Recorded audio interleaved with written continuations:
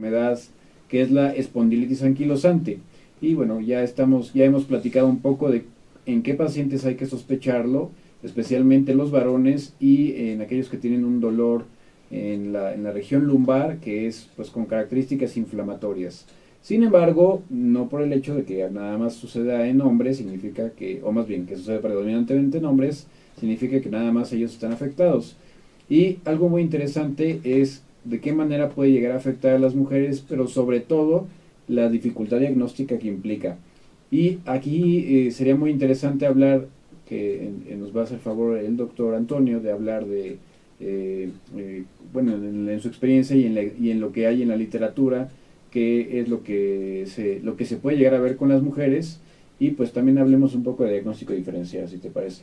Entonces, bueno, justamente me platicabas de un caso y con base a eso, pues sería muy bueno que nos compartieras que, bueno, las mujeres también hay que pensarlo y qué es lo que se podría esperar que sucediera.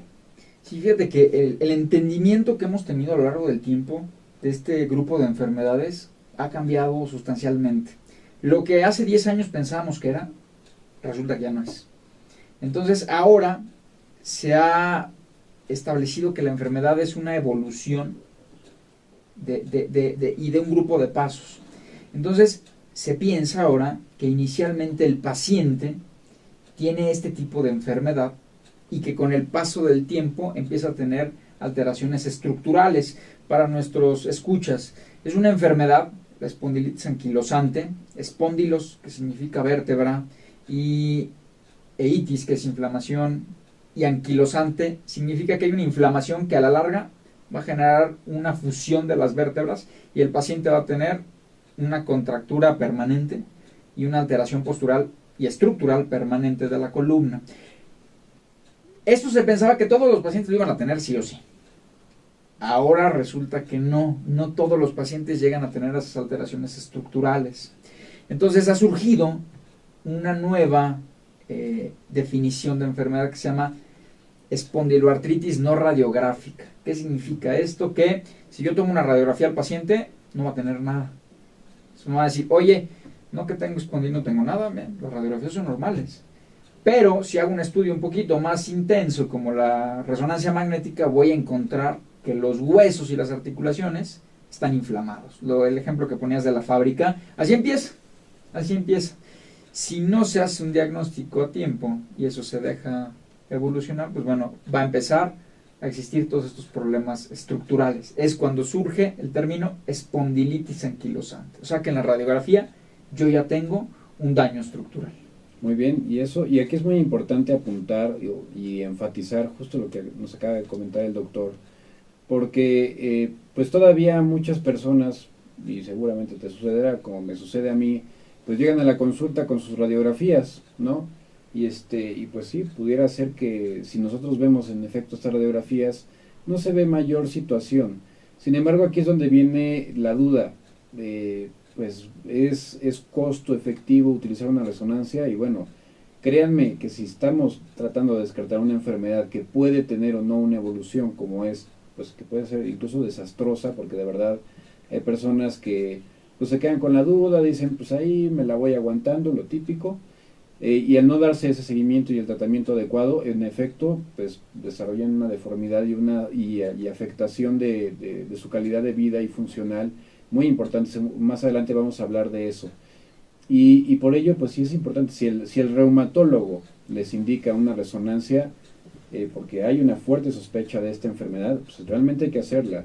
Sí, es un estudio caro, pero a la larga termina siendo mucho más caro el no tratarse. Y es aquí donde me gustaría hacer un poco de énfasis en las posibles complicaciones. Ya nos habló el doctor justamente de lo muy característico, ¿no? Que son pacientes que están muy encorvados, que tienen una limitación muy pronunciada sobre todo el movimiento del cuello y de toda la parte central de su cuerpo, con dolor que puede llegar a ser de verdad o sea, muy incapacitante, y algunos de ellos incluso pueden tener bueno, alteraciones tan graves de la postura que pues les imposibilita hacer sus actividades como cambiarse los calcetines, o bueno, cambiarse de ropa, comer, y muchas otras cosas. Y además también es muy importante considerar las complicaciones a largo plazo que pueda haber en pulmón, en riñón y en corazón, bueno, sobre todo en aorta, porque son órganos que pueden llegarse a afectar en determinado grupo de pacientes, y desde luego que si se deja libre evolución y no se les da esa atención, ese seguimiento, pues pueden llegar a tener esto. No sé si tú has tenido la experiencia de ver algún paciente con complicaciones tardías, especialmente de estas, de lo que se describe mucho, que es la fibrosis pulmonar en los ápices, el ensanchamiento de la aorta, que ahorita vamos a hablar un poquito de eso, y tal vez lo renal, ¿no? Que se han descrito. ¿Qué nos podrías comentar al respecto con relación al tratamiento, seguimiento y el desarrollo de estas complicaciones? Fíjate que afortunadamente son complicaciones extremadamente raras. Normalmente son pacientes que tienen una evolución muy larga del padecimiento y ya tienen una carga acumulada de inflamación que me lleva a todos estos problemas que tú comentas. Algo muy interesante también en los artículos del doctor Burgos es que hay un retraso en el diagnóstico de 13 años. Cuando llegan al reumatólogo o a los reumatólogos, normalmente ya pasaron 13 años. Entonces la carga y el daño estructural es importante. Y aquí muchos pacientes sí dicen, ¿cómo, doctor? Si ya fui con 1, 2, 3, 5 reumatólogos y no me supieron decir. No es que no supieran decir las cosas, sino que es, como tú dijiste, una enfermedad dinámica. Y esta progresión de la enfermedad es muy lenta. A lo mejor vienen conmigo en el día 0, le tomo una radiografía, no tiene nada. ¿Sí? No pedí resonancia, a lo mejor nada más puras radiografías, no tengo nada. Al cabo de 5 años, tomo otra radiografía y ¡pum!, aparecen las lesiones características de la enfermedad. Entonces, el chiste es no llegar hasta ese punto. Exacto.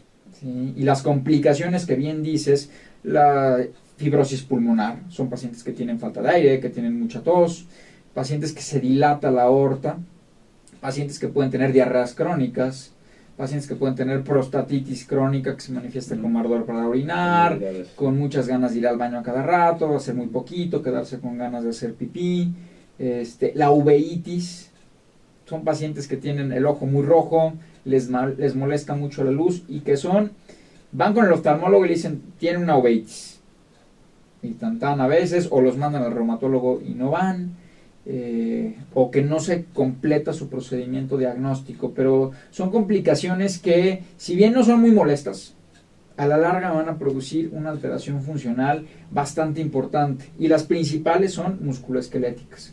Son pacientes que no pueden rotar el cuello, no pueden extender el cuello, van prácticamente con la mirada abajo, ¿sí? Son pacientes que llevan mucha evolución, y algo muy característico en otro estudio mexicano también, no es del doctor Burgos, en el cual se comenta que cada paciente en México tiene aproximadamente 40 días de incapacidad al año, más o menos 100. Wow. O sea, puede ser 0, claro, o pueden ser hasta 140 días de incapacidad. Estos 140 días de incapacidad al año le cuestan a la sociedad 75,000 pesos. Entonces hablamos de un problema no solamente para el paciente, para la sociedad.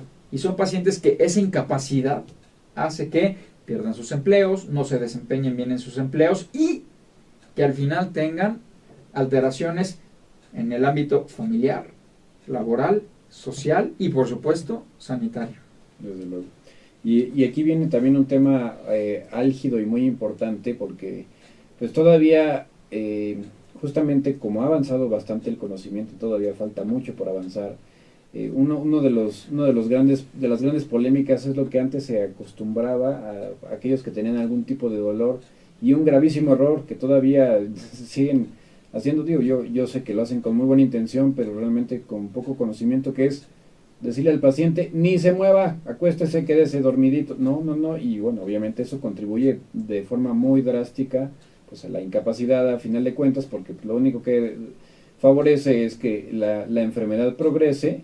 Y tú me corregirás, pero yo recuerdo haber leído al menos un par de artículos donde se evidencia que el ejercicio inclusive puede revertir el proceso inflamatorio y evitar el desarrollo de los ¿cómo se llaman? Los sindesmofitos, que son, bueno, ahorita ya les explicará el doctor Toño, que lo tiene más fresco que yo, que son los sindesmofitos, Y bueno, obviamente tener las consecuencias pues en todas las esferas de la persona, ¿no? De la social, familiar, incluso sexual, que obviamente lleva pues, a rupturas, a frustraciones, depresión. Entonces no es raro que tengan estos pacientes este tipo de problemas. Y entonces aquí viene el tema del ejercicio. ¿Cuál es realmente la importancia y qué evidencia hay del ejercicio en este tipo de patologías? Fundamental.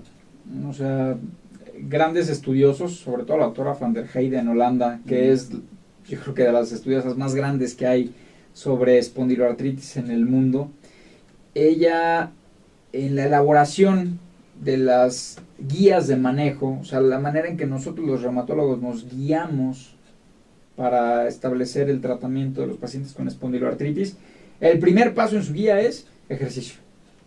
Antes que los medicamentos más caros y modernos que existen hoy en día, es ejercicio. Obviamente, cada paciente es diferente, cada paciente tiene una carga de enfermedad diferente, cada paciente tiene complicaciones y enfermedades coexistentes diferentes que pueden limitar cierto grado algunos tipos de ejercicio. Entonces, depende, ahora sí que depende del sapo la pedrada. Si el paciente es joven, está empezando con el problema, no tiene alteraciones estructurales, no tiene alteraciones extraarticulares o fuera de las articulaciones, como problema de aorta o de pulmones, prácticamente puede hacer el ejercicio que desee, ¿sí? Sin embargo, se prefiere por mucho la natación. Sí, por supuesto. Es un ejercicio antigravitacional que genera muy buen volumen isométrico, o sea, muy buenos movimientos isométricos e isotónicos. Es un gran ejercicio, pero hasta en los congresos de FIFA, de Doha 2013 y de clasificación de lesiones deportivas, hay varias evidencias que un paciente con espondiloartritis puede seguir practicando el fútbol y hasta de manera profesional, siempre y cuando pues bueno tenga una guía médica, una guía reumatológica, pero sí, es una creencia, ¿te duele? Déjalo ahí hasta que se repare. No, el paciente va a mantener su estado funcional si sigue haciendo ejercicio y en casos específicos rehabilitación. Así es, ¿no? Y muy importante esto que señala el doctor, porque cada vez hay más evidencia de la trascendencia que tiene justamente la terapia, de la fisioterapia dirigida, y más, bueno, pues en casos especiales, pues por un experto, ¿no? Que es el fisioterapeuta o el médico del deporte. Pero pues se nos vino el tiempo encima y ¿qué les parece si nos vamos a unos comerciales? Regresamos después del corte, no se vayan.